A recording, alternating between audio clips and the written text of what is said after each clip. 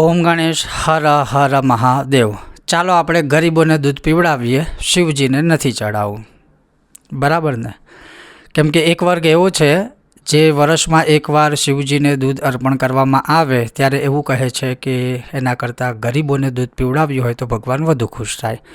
માની લઈએ તમારી વાત સાચી છે, તો આપણે આજથી એક નવો સંકલ્પ શરૂ કરીએ કે શાસ્ત્રમાં નિષેધ છે કે 2 સમય કરતાં વધુ, આમ તો એક જ સમય ખાવાનું કહ્યું હતું, પણ ચલો માનીએ કે 2 સમય ખાવાનું આપણે ગણીએ, છતાં પણ લોકો 4 વેળા ખાય છે। તો એક કામ કરો, 4 ટાઈમની જગ્યાએ 2 ટાઈમ ખાવાનું શરૂ કરી દો અને તમારા 2 ટાઈમનું જે બચે એ આપણે ગરીબોને આપવાનું રોજ શરૂ કરી દો। જે દારૂ પીવાવાળા છે અને ગર્વથી એવું કહે છે કે આ તો બહુ જૂની બોટલ છે ને બહુ કિંમતી છે, એ વખતે તમને ગરીબોનો વિચાર કેમ નથી આવતો? હોલિડેમાં યાત્રાઓની જગ્યાએ જે અનેકો દેશોમાં હજારોના ખર્ચા કરો છો, એ સમયે ગરીબોનો વિચાર કેમ નથી આવતો? રોજ વ્યસનોમાં 200-500 હજાર જે કંઈ જેને જે વ્યસન હશે એમાં જ્યારે પૈસા જાય છે ત્યારે ગરીબોનો વિચાર કેમ નથી આવતો?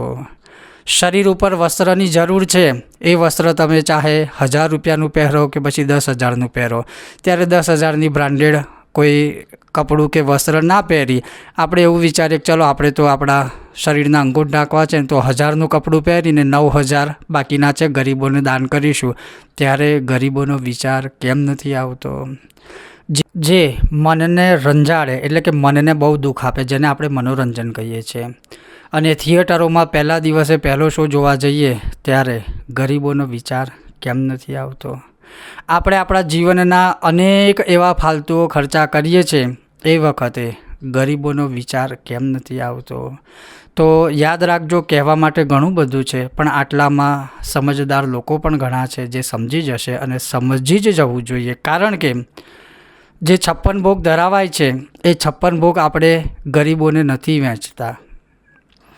જે મંદિરમાં કે જે પણ દેવાલયોમાં, જે પણ શિવાલયોમાં, જે પણ વિષ્ણવાલયોમાં, જે પણ મંદિરોમાં જે કંઈ પ્રસાદ અર્પણ કરવામાં આવે છે ભક્તો માટે છે, સૌના માટે છે, પણ અંદર ખાને જે બધું જ્યારે વહેંચવામાં આવે ત્યારે ગરીબોનો વિચાર નથી આવતો।